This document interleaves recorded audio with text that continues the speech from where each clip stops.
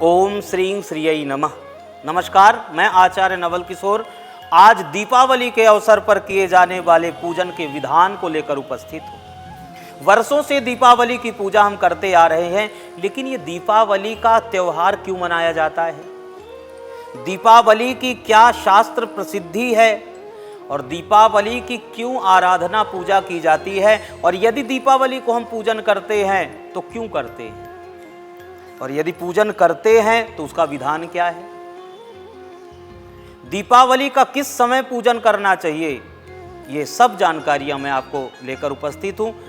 निवेदन है वीडियो में अंत तक बने रहें, एक भी अंश छूट गया तो पूरा आपका देखना व्यर्थ है। तो मेरे भाई बहन, आज दीपावली के वातावरण में जहां चारों ओर उत्साह का, उमंग का, आनंद का अवसर चल रहा है, ऐसे अवसर पर महालक्ष्मी को प्रसन्न करने के लिए दीपावली के अवसर पर लोग अपने व्यापार में, दुकान में, घर में, सब जगह महालक्ष्मी को विराजमान करना चाहते हैं।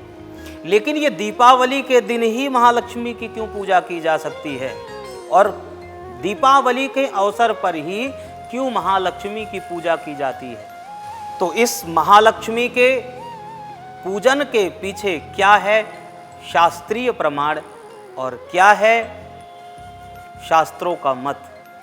तो दीपावली के अवसर पर महालक्ष्मी की जो आराधना की जाती है, उस आराधना के पीछे हमारे शास्त्रों की जो पौराणिक मान्यता है, वो पौराणिक मान्यता मानी जाती है कि कार्तिक कृष्ण पक्ष अमावस्या के दिन महालक्ष्मी का जो प्राकट्य हुआ था वो समुद्र से हुआ था।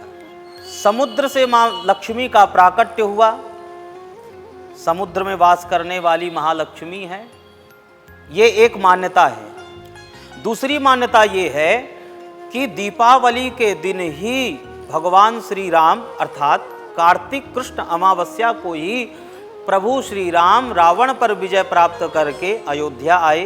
तो अयोध्या वासियों ने प्रभु राम के आगमन पर आनंद उत्सव मनाया, दीप जला करके खूब उत्सव मनाया, इसलिए दीपावली मनाई जाती है। एक मान्यता और है, जब प्रभु श्री राम रावण पर विजय प्राप्त करके वापस आए, उस समय महालक्ष्मी ने कहा कि आज मेरे प्रभु श्री राम आराध्य का आगमन हुआ है, और आज के दिन जो मेरा पूजन करेगा, दीप जलाएगा, उसके जीवन में सदा रोशनी ही रोशनी रहेगी, सदा उसके यहाँ आनंद ही आनंद रहेगा। तो दीपावली की ये मान्यताएं हैं, शास्त्रीय प्रामाणिक मान्यताएं।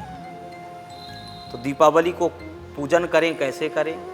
दीपावली को पूजन के लिए सबसे पहले तो आपको महालक्ष्मी को जो प्रिय पुष्प है, जो वस्त्र है, जो फल है, वो सब आपको एकत्रित करना है। उसके बाद किसी आचार्य को बुलाएं, वैदिक गुरुकुल से पढ़े आचार्य को बुला करके गोधूली बेला में घर में पूजन करें, क्योंकि उस समय स्थिर लग्न होता है, और स्थिर लग्न में महालक्ष्मी की पूजा करने से महालक्ष्मी स्थिर हो जाती है। तो गोधूली बेला में महालक्ष्मी की आराधना करने के लिए सुंदर एक चौकी पर ओमकार, श्री, कुल की देवियों की भी पूजा करना चाहिए, षोडश मातृका, सप्तघृत मातृका, और मध्य में स्वास्तिक बना करके उसमें गणेश युत लक्ष्मी जी को विराजमान करना चाहिए। गणेश और लक्ष्मी को विराजमान करिए। उसके बाद महालक्ष्मी की पूजा करने से पूर्व महालक्ष्मी का आवाहन करिए, आसन दीजिए। फिर जैसे आचार्य विधि बताएं, उस विधि के अनुसार विधिवत षोडशोपचार पूजन करें। यदि संभव ना हो सका और आपको कोई विद्वान आचार्य नहीं मिल सके, आप स्वयं महालक्ष्मी की उपासना करना चाहते हैं, तो फिर महालक्ष्मी की उपासना के लिए आप श्रीं श्रीयै नमः, ओम श्रीं श्रीयै नमः, ओम महालक्ष्म्यै नमः, ओम कमलवासिन्यै नमः, इन तीनों मंत्रों को क्रमशः जप करते रहें। और आपके पास जो भी पूजन का सामान है, उस पूजन की सामग्री को आप महालक्ष्मी को चढ़ाएं। पहले जल से स्नान कराएं, फिर पंचामृत से स्नान कराएं, उसके बाद फिर शुद्ध जल से स्नान कराएं, महालक्ष्मी को वस्त्र चढ़ाएं। उसके बाद महालक्ष्मी को सुंदर कुमकुम का टीका लगाएं, चावल लगाएं और सुंदर पुष्प की माला महालक्ष्मी को धारण कराएं।